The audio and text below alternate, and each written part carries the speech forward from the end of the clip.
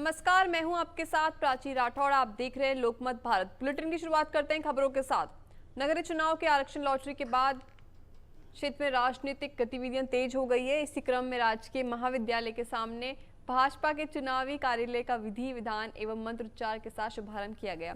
पंडित माता दीन के सनाधि में पूजा अर्चना हुई। कार्यक्रम में नगरीय चुनाव संयोजक एवं भाजपा जिला देहात महामंत्री अर्जुन नलिया, जिला देहात उपाध्यक्ष सुनीता यादव, मंडल भावनी खेड़ा अध्यक्ष शीरा सिंह रावत तथा भाजपा नेता के जोशी सहित पदाधिकारी व कार्यकर्ता मौजूद रहे। शुभारंभ के बाद बैठक में वार्डवार चुनावी समीकरण, संभावित प्रत्याशियों, संगठन की सक्रियता और जनसंपर्क अभियान पर चर्चा हुई। नेताओं ने बूथ स्तर तक संगठन मजबूत करने और प्रत्येक वार्ड में प्रभावी उपस्थिति सुनिश्चित करने का आह्वान किया।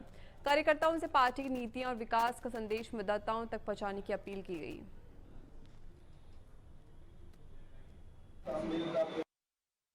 यहाँ हमारे जिला महामंत्री अर्जुन जी नलिया के नेतृत्व में कार्यालय उद्घाटन हुआ है और यहाँ पे कार्यकर्ताओं ने भरपूर तरीके से पूरे जोश और आवाज के अंदर इस उद्घाटन के अंदर आए हैं और जिस तरीके से यहाँ आए वैसे ही वो धरातल के ऊपर भी अपनी पैर दबाए हुए हैं कि कोई भी ऐसा वार्ड नहीं हो जहाँ से मतलब भाजपा हर जगह से जीत करके जाए। और जितने कार्यकर्ता पुरुष है उतनी महिलाओं को मैंने कल देखा था, नामांकन देने आई थी, उतनी महिलाएं भी वहां थी। इतने उत्साह है महिलाओं के अंदर भी कि भारतीय जनता पार्टी आज सभी कार्यकर्ताओं के साथ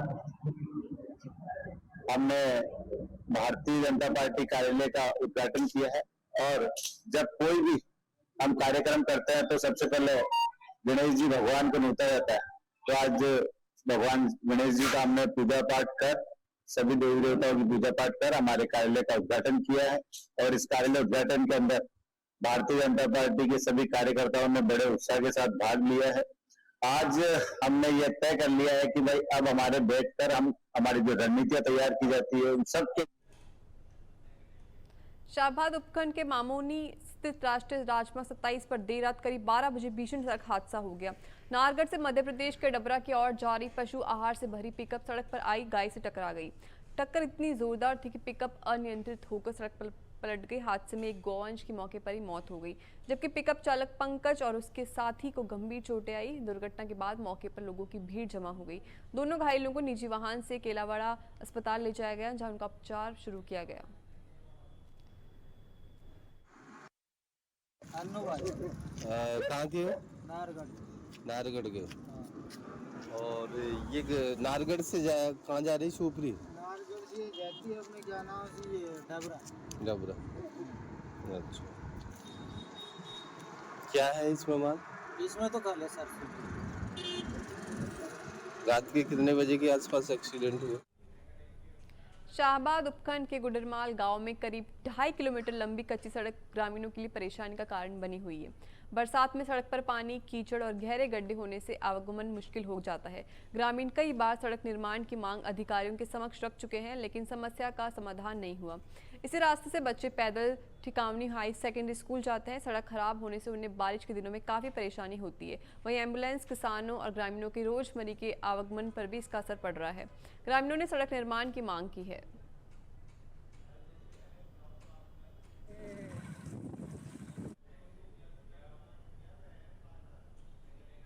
स्थानीय पुलिस थाने में थाना प्रभारी बनवारी मीना की अध्यक्षता में सीएलजी बैठक आयोजित हुई। बैठक में युवाओं को थाने की सीएलजी समिति में सदस्य मनोनीत करने पर चर्चा की गई। थाना प्रभारी ने बताया कि पुलिस महानिदेशक के निर्देश अनुसार 18 से 29 वर्ष आयु के युवा, महिला, पुरुषों को समिति से जोड़ा जाएगा। इसका उद्देश्य युवाओं को कानून की जानकारी देकर गाँव स्तर पर छोटे मोटे विवादों का शीघ्र समाधान करना है। प्रत्येक गाँव में सदस्य मनोनीत किए जाएंगे जो पुलिस बीट, थाना व जिला स्तर पर सहयोग करेंगे। युवाओं ने शांति एवं कानून व्यवस्था बनाए रखने में पुलिस का सहयोग करने की बात कही। एएसआई राजेंद्र चौधरी भी मौजूद रहे।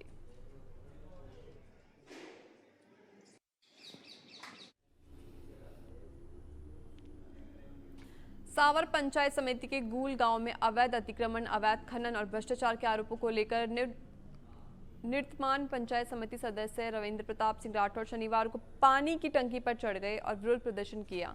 भाजपा नेता सिंह ने आरोप लगाया कि गुलगांव सरपंच द्वारा किए गए कथित अवैध अतिक्रमण सहित अन्य मामलों में प्रशासन ने अब तक कोई कार्रवाई नहीं की है। उन्होंने बताया कि पिछले 2 महीने से वे अजमेर जिला कलेक्टर, मुख्यमंत्री भजनलाल शर्मा, उपखंड अधिकारी और तहसीलदार को बार बार शिकायतें दे चुके हैं। कार्रवाई नहीं होने से परेशान होकर उन्होंने टंकी पर चढ़कर प्रशासन के खिलाफ विरोध जताया।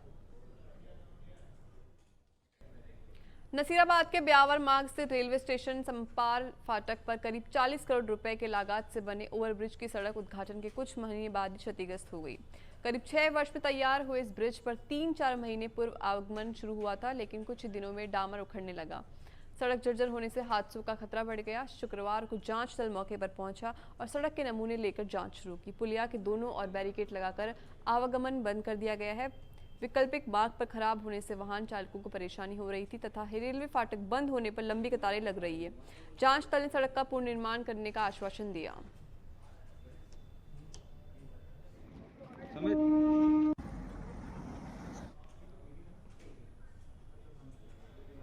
नसीराबाद अजमेर के बीच राजौसी रेलवे स्टेशन के निकट एक व्यक्ति ने अपने भाई एवं निकट रिश्तेदारों से परेशान होकर ट्रेन के आगे कूदकर जीवन लीला समाप्त कर ली। रेलवे पुलिस ने शव को कब्जे में लेकर नसीराबाद मोर्चरी में पहुंचाया और सदन थाने को सूचित किया।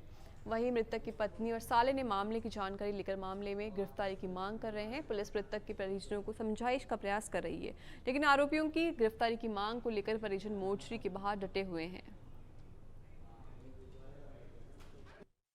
मेरे जीजा हैं, ये भवानी खेड़ा के रहने वाले हैं और ये इनके भाइयों और परिवार में ही विवाद था जमीन का। वो जमीन को रिलेटेड लेके इन्होंने ये दिमाग से ऐसे होके सुसाइड कर लिया। इनके पास सुसाइड नोट भी मिला है और अभी 3-4 दिन पहले भी मैं गया था, जब भी इनके पास यही सुसाइड नोट मिला था तो मैंने इनको समझा बुझा के और वो सुसाइड नोट फाड़ दिया। अब आज फिर वापस सुसाइड नोट मिला, हमने FIR भी दर्ज करवा दी है और अभी तक तो हम चीलगढ़ में बैठे हैं। मृतक की साली हूँ, वो मेरे नंदोई है लाल सिंह जी। आज उन्होंने ट्रेन का आगे आके आत्महत्या कर ली है। घर वालों से परेशान होके, उनका भाई है, भतीजा और एक भतीजा बू है, उनकी भाभी है, उनसे परेशान होके उन्होंने आत्महत्या कर ली है। अभी हम यहाँ नसीराबाद पोस्टमास्टर के सामने हैं, अभी भी कोई कार्रवाई नहीं हो रही है। जब तक कोई मेरा भाई मतलब मार परेशान कर रखा। मैं बहुत समझाने की कोशिश की थी, सारे भाइयों को बुला के घर बिठा के, तो और ऊपर मेरे ही आरोप लगाया। और परसों मेरे साथ में आ मेरा भाई, वो सारा दिन को थोड़ा आराम हो बिन के कुआर भी समझा घर खंधायो। सुबह का जब ट्रेन के पहले मेरे को फोन किया कि भाई वो इस जगह राजौसी कटन के मैं बैठा हूँ, मेरे को संभाल। मतलब आदमी धमकी देते, खेत में जाती हूँ तो मेरे को हराम होता है। ऊपर साथ में ट्रैक्टर काटता है और अब का बोलता है यार इसका ही सपोर्ट आ यही जाता रहा, तो अभी मेरे को किसका सपोर्ट है? कोई सपोर्ट नहीं है। ये सुबह का मेरे को ऐसे बोल के गया कि भाई कि मैं क्षेत्रपाल दवाई लेके जा रहा हूँ। नसीराबाद में जागेश्वर महादेव मंदिर समिति के तत्वाधान में जागेश्वर बाबा की विशाल शोभा यात्रा निकाली गई। सुभाषगंज से शुरू हुई यात्रा हनुमान चौक, सदर बाजार और 5 पंथी चौराहे होते हुए महादेव मोहल्ला स्थित प्राचीन जागेश्वर महादेव मंदिर पहुंची। पालकी में विराजमान जागेश्वर बाबा के दर्शन के लिए श्रद्धालुओं की भारी भीड़ उमड़ी। मार्ग में जगह जगह शोभा यात्रा का पुष्प वर्षा और आतिशबाजी के साथ गर्मजोशी से स्वागत किया गया। बड़े स्पीकरों पर गूंजते महादेव के भजनों से पूरा शहर भक्ति में नजर आया। शोभा यात्रा में युवाओं ने रोचक और जाबांज करतब दिखाकर लोगों का उत्साह बढ़ाया। श्रद्धालुओं ने जयकारों के साथ वातावरण को शिवमय कर दिया। भारी भीड़ को देखते हुए पुलिस उपाध्यक्ष लक्ष्मण राम के निर्देश पर सदर थाना अधिकारी राधेश्याम चौधरी के नेतृत्व में पुलिस ने सुरक्षा और यातायात व्यवस्था संभाली। शोभा यात्रा के दौरान शहर में श्रद्धा और उत्साह का माहौल बना रहा।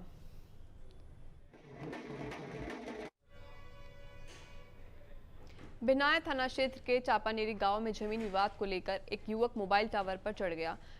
मिट्टूलाल जाट ने आरोप लगाया कि फर्जी दस्तावेजों के आधार पर उसकी जमीन का नामांतरण पूर्व पत्नी और बेटी के नाम खोल दिया गया। नामांतरण खुलने से नाराज युवक ने टावर पर चढ़कर प्रशासन से मामले की जांच कर नामांतरण निरस्त करने की गुहार लगाई। घटना की सूचना मिलते ही मौके पर बड़ी संख्या में ग्रामीणों की भीड़ जमा हो गई। ग्रामीणों ने भी नामांतरण को निरस्त कर मामले की निष्पक्ष जाँच कराने की मांग की। प्रशासन ने युवक को समझाने का प्रयास किया।